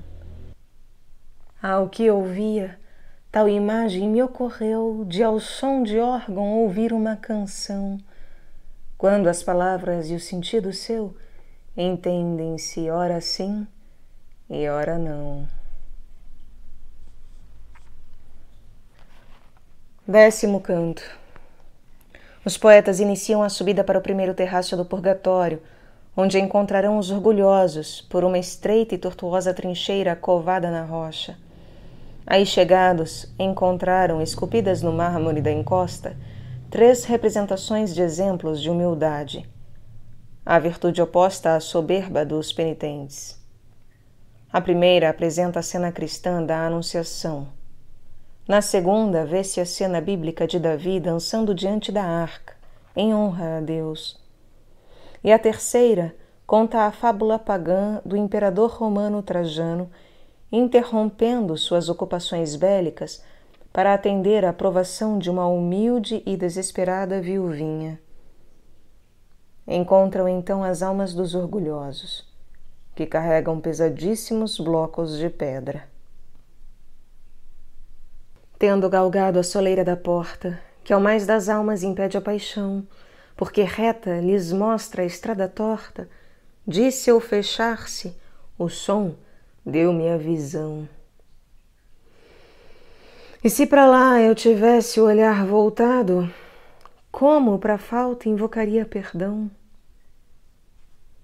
Subíamos nós por um sulco, talhado na rocha, que volvia para uma e outra parte, como os refluxos de um mar agitado. Aqui convém usar um pouco de arte, o meu guia começou. Procura um jeito de ao lado que desvia sempre encostar-te. E ao nosso andar isso estorvou proveito, tanto que o escasso jadisco da lua antes chegara por deitar-se ao leito de escaparmos daquela garra crua. Mas, quando dela ficamos libertos, lá onde o monte para dentro recua, eu já cansado e os dois ambos incertos de nossa via, alcançamos um terraço ermo mais do que as trilhas dos desertos. Desde a extrema beirada desse passo, da íngreme encosta até o pé da subida, de 3 corpos humanos media o espaço. E na extensão por meu olhar colhida, desde a sinistra direita beirada, tinha a cornija essa mesma medida.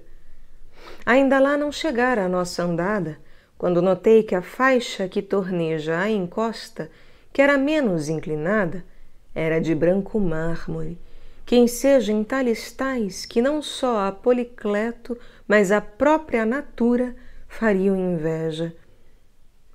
O anjo que veio à terra com o decreto da paz, tão lacrimada pela gente, que descerrou do céu o longo veto, parecia tão real à nossa frente, representando em postura suave, não figurar só uma efígie silente.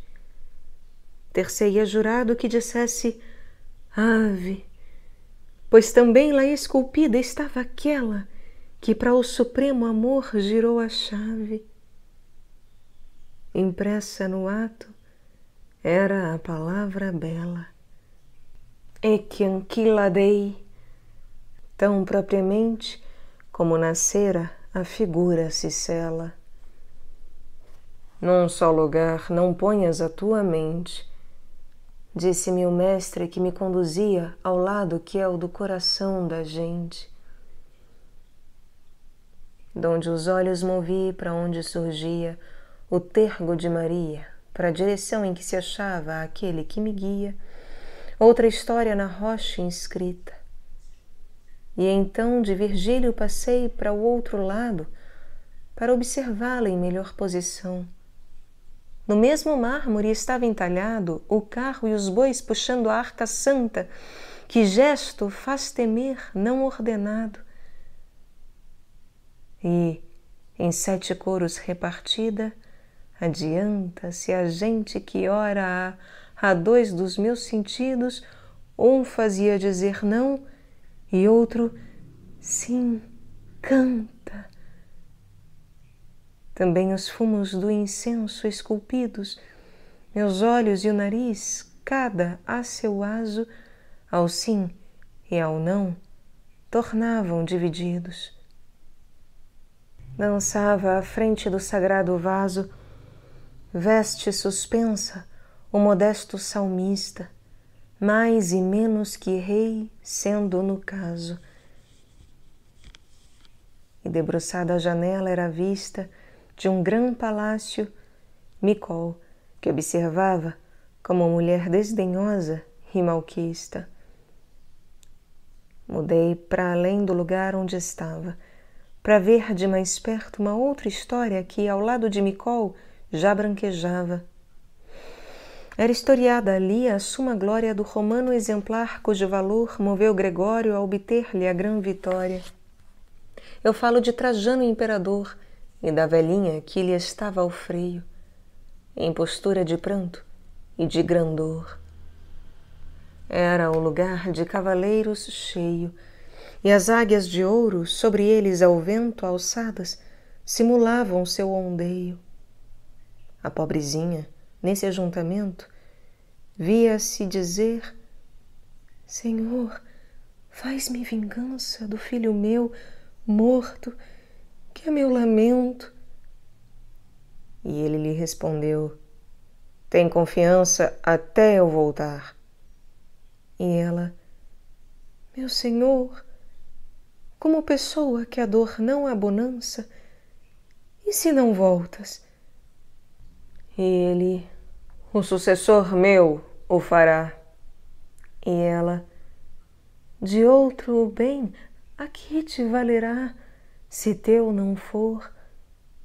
E ele então: te conforta, pois convém que o meu dever cumpra antes que me mova. Justiça o ordena, e pesar me retém. Foi quem jamais viu coisa para ele nova, que produziu tal visível falar. Nova para nós, porque aqui não se prova. Enquanto eu deleitava-me a admirar os exemplos de tanta abnegação por quem seu fabro foi, caras de olhar, eis aqui, mas quão lentas elas são, ia dizendo o poeta, muitas gentes que a outros degraus talvez nos levarão.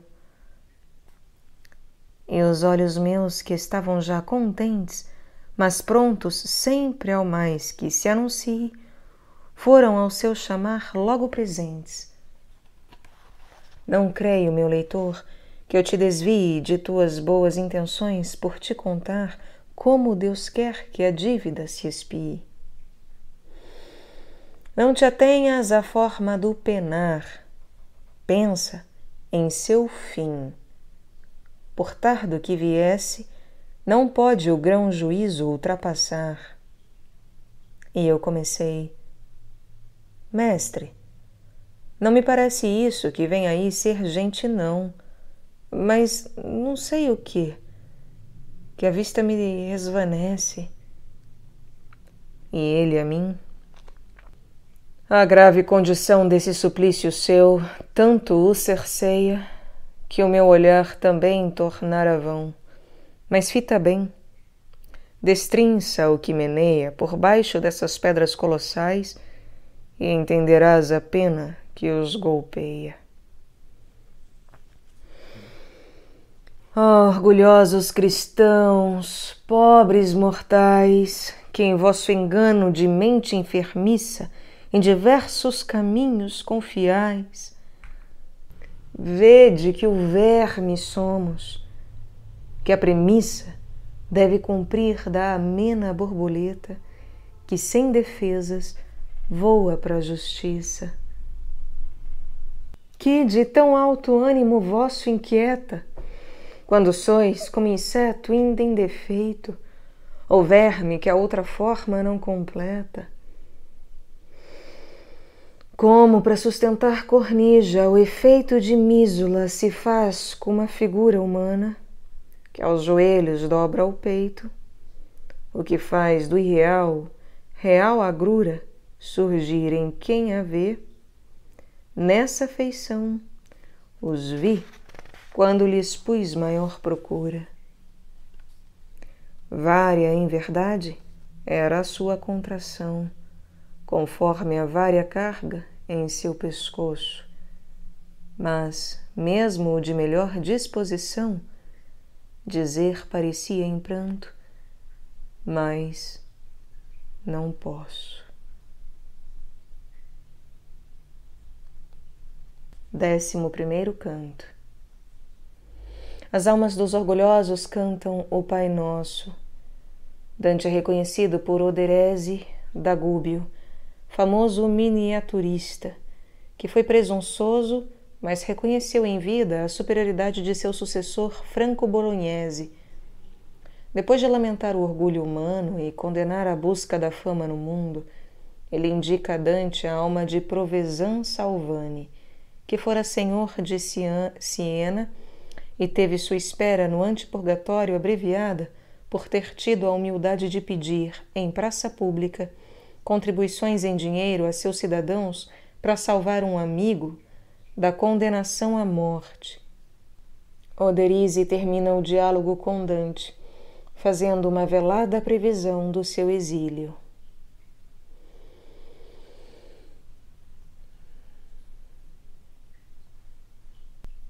Ó Padre nosso que nos céus estás, não circunscrito, mas em todo o amor, que aos primos entes do teu feito dás, louvado seja o teu nome e o valor por toda criatura, a qual apraz ranger graças também ao teu vapor. Bem venha do teu reino a nós a paz, porque de procurá-la, se dos céus não vier mais, nosso engenho é incapaz. Como de seu querer os anjos teus fazem, cantando a ti, renúncia pia, o mesmo façam os homens dos seus. Dá-nos hoje o maná de cada dia, que, se faltar neste deserto infido, vai para trás quem para frente mais porfia. E como nós o mal que hemos sofrido a cada um perdoamos, tu perdoa, benigno, sem cuidar se é merecido. Nossa virtude que preste esboroa, não experimentes com antigo adversário, mas dele nos liberta, que a aguilhoa. Este rogo, Senhor, que último eu digo, por supérfluo, não é para o nosso bando, mas para os que ainda não têm o seu castigo.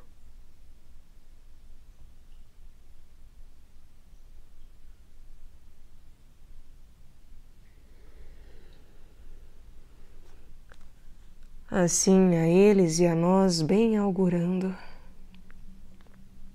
cada espírito, aflito por um peso maior que o que se tem, por vez sonhando, diversamente por sua pena leso, sobe cansado a primeira coroa, a purgar deste mundo o ingrato veso. Se ele assim lá por nós sua reza entoa, o que fazer por ele aqui coubera a quem, para querer, raiz tem boa? Deve, a lavar as manchas que trouxera daqui, ajudá-lo, para que limpo e leve possa sair para a estrelada esfera. Que justiça e piedade vos releve, logo, para que vossa asa liberada para vosso desejo vos eleve. Mas mostrai-nos a via que para a escada é mais curta, e se há mais de uma passagem, aí elegendo a menos empinada.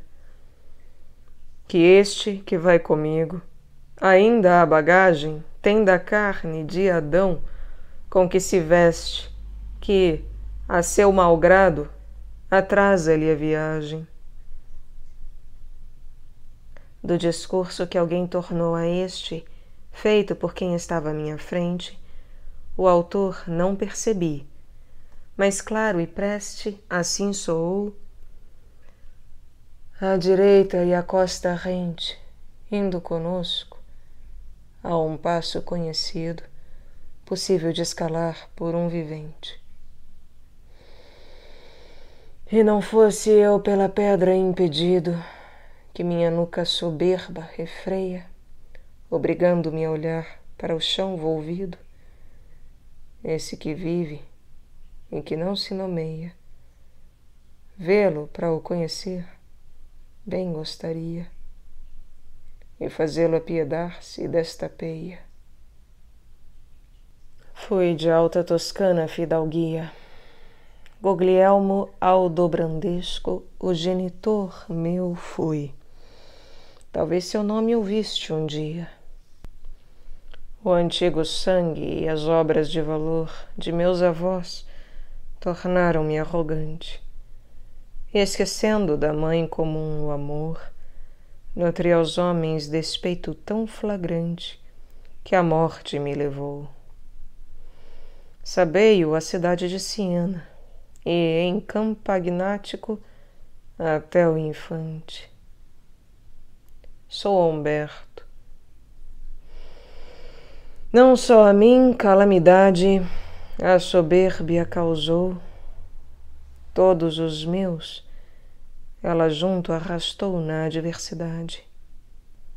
Por ela, até que satisfaça a Deus, ora devo este peso carregar, se lá o não fiz, aqui entre os mortos réus.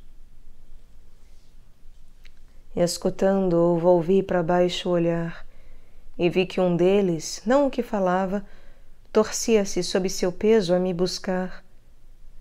Viu-me e reconheceu-me, e me chamava, e tinha fixo o olhar, vencendo a agrura, em mim curvado, que os acompanhava. Ai, não és tu, Oderise, criatura maior que Gúbio e honra daquela arte, disse eu, que Paris chama iluminura? Irmão, disse ele, mais prazer desparte o que pincela o franco bolonhês. Dele é a honra toda, ainda que minha em parte. Não seria certamente tão cortês enquanto vivo, na procura ou beço da perfeição que a arte buscar me fez.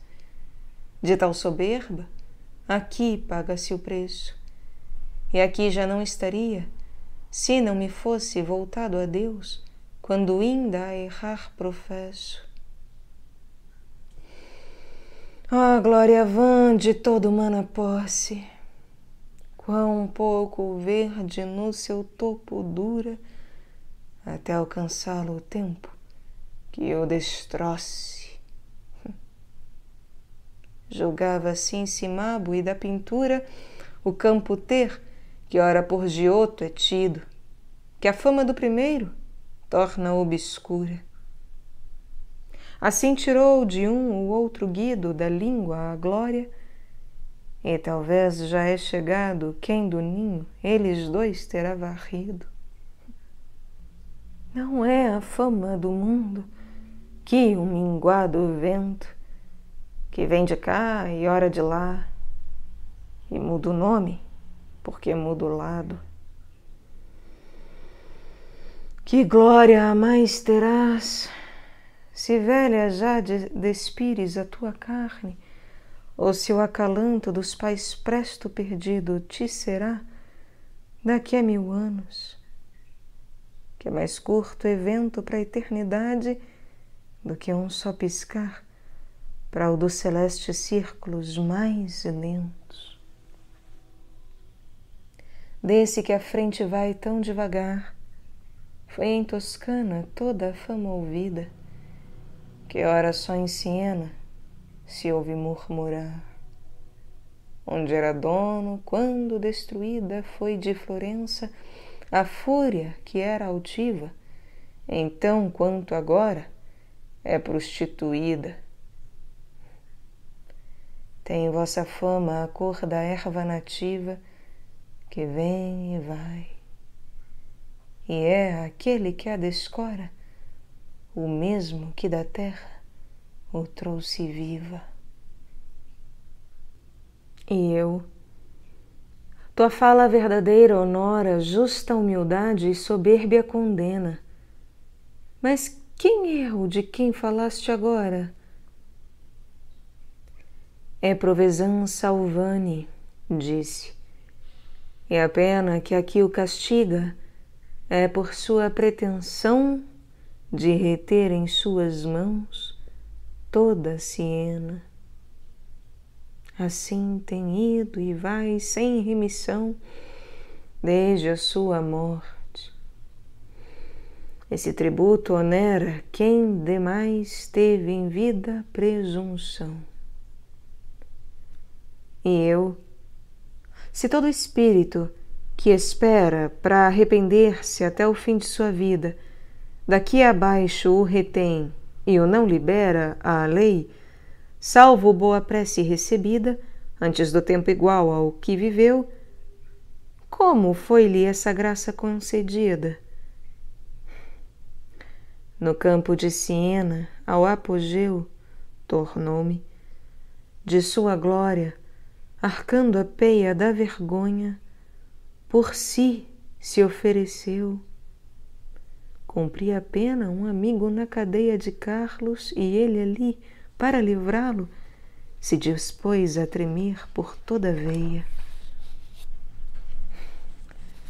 Mas não direi, e obscuro sei o que falo, mas não demorará que os próprios fins dos teus vizinhos te farão glossá-lo. Esse ato dispensou de tais confins.